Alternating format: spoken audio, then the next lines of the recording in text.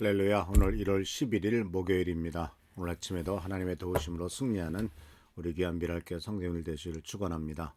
오늘 말씀은 역설적인 하나님의 명령을 생각해 보면서 금주에 일주일 나흘 동안 생각해 보았던 눈먼 것, 귀먼 것에 대한 것들의 말씀을 다시 한번 정리하는 시간을 갖도록 하겠습니다.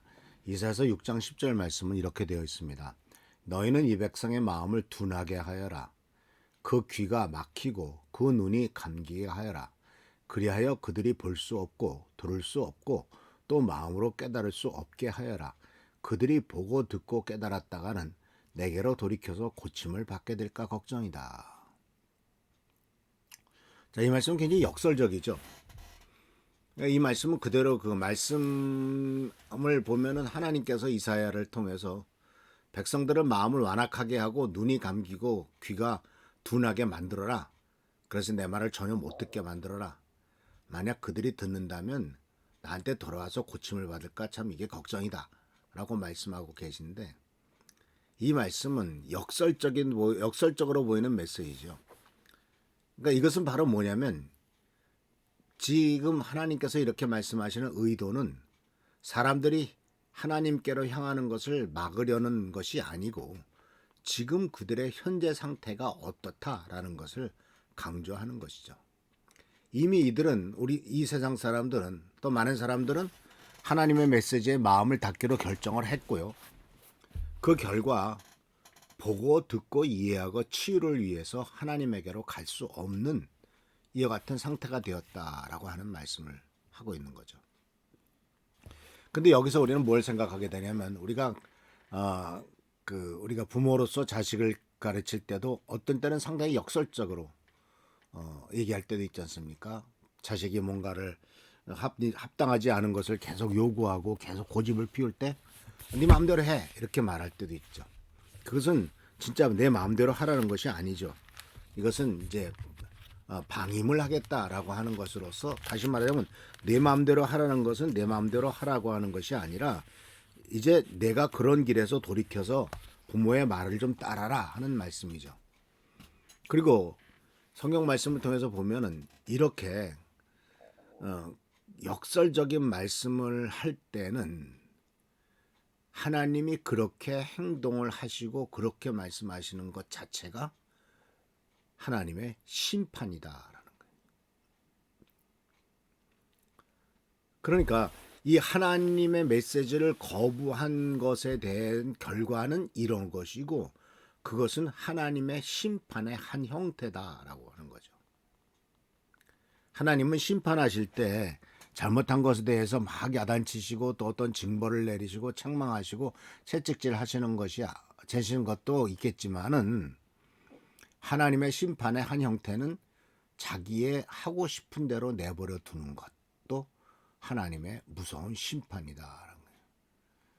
그러니까 하나님이 간섭하시고 하나님이 우리로 하여금 올바른 길로 가게 하시는 것은 가시게 하기 위해서 우리들에게 어렵고 힘든 일을 주시기도 하죠.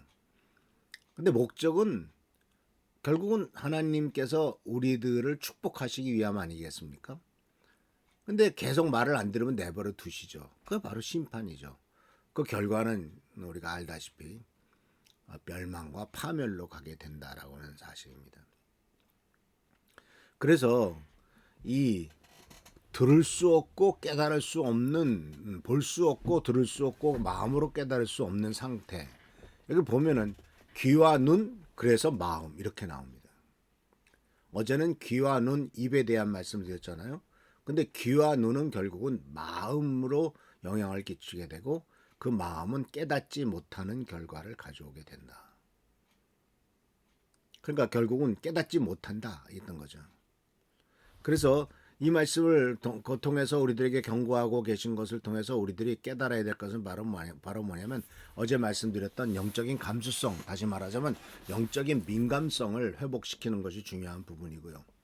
그리고 바로 내 마음이 완악해지지 않도록, 강팍해지지 않도록 우리들 자신을 항상 하나님 앞에 올바로 설도록 해야 될 것입니다. 하나님께서는 선지자 에스겔을 통해서 하신 말씀이 내가 그들에게 돌같이 굳은 마음이 아니라 살같이 부드러운 마음을 넣어주겠다라고 말씀하신 것이 기억납니다.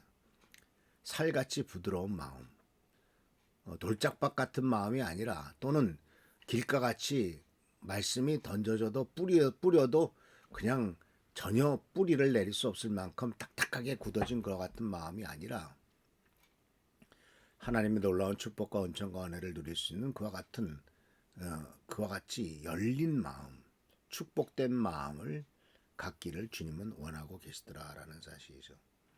그래서 우리들은 이와 같이 영적인 강팍함을 버려야 됩니다. 무관심하거나 냉담해지기보다도요.